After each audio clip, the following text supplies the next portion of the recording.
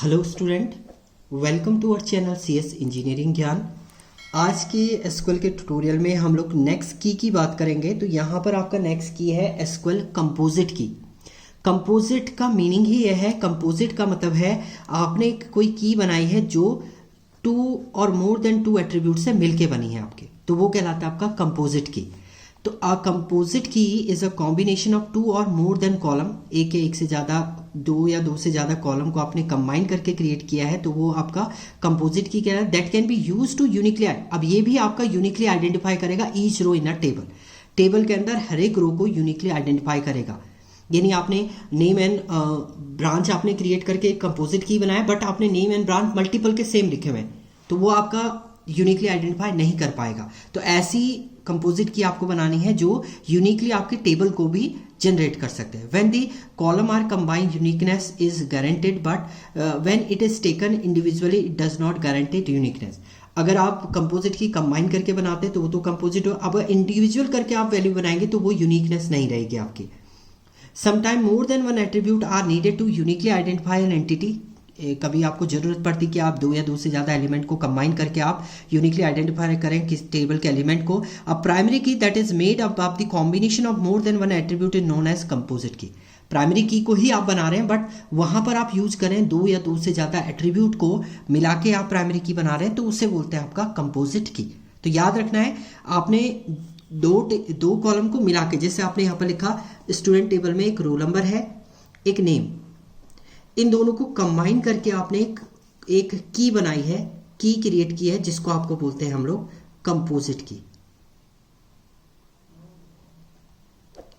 Composite key इसको बोलते हैं। अन्य इसमें आपका एज अ ये प्राइमरी की है आपका।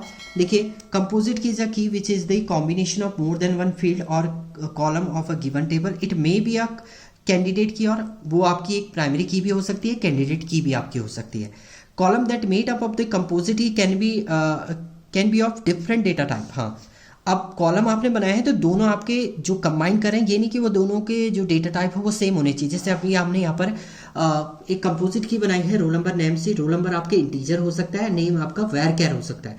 तो ये जरूरी नहीं है कि दोनों का आपका जो टाइप है वो भी सेम होना चाहिए, सेम की जरूरत नहीं होती है। जैसे अब यहाँ पर हम लोग एग्जाम्पल अगर बात करें तो क्रिएट टेबल स्टूडेंट, इसमें हमने नेम लिया है वैरकैर, आईडी इंटर की, एड्रेस आपका वैरकैर है। प्राइमरी की आपने बनाई कॉम्बिनेशन ऑफ टू कॉलम, एक नेम एंड एड्रेस। तो यहाँ पर जो प्राइमरी की है इसको आपका बोलते हैं एज अ कंपोजिट की।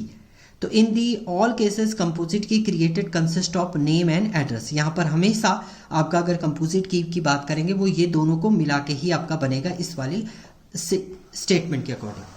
माईएसक्यूएल, एसक्यूएल सर्वर, ओरेकल में आप कैसे इसको राइट अप करेंगे, तो create table, table name, column 1 integer, column 2 varchar, column 3 varchar, and primary key आपने कॉलम 1, कॉलम 2, कॉलम 3, जितने भी कॉलम आपको देने हैं। ये जरूरी नहीं आप दो ही कॉलम दें, यहाँ पर आप दो से ज़्यादा भी दे सकते हैं, बट मिनिमम 2 होने चाहिए, तभी वो कंपोजिट कराएगा। कंपोजिट का मीनिंग जो आप पार्ट्स में भी तोड़ें तो मल्टीपल कॉलम आपके वहाँ से जनरेट हो। तो कंपोजिट का मतलब होता है मोर देन वन कॉलम का कॉम्बिनेशन आप क्रिएट करके कोई की क्रिएट कर रहे हैं, तो उसे बोलते हैं आपका कंपोजिट की।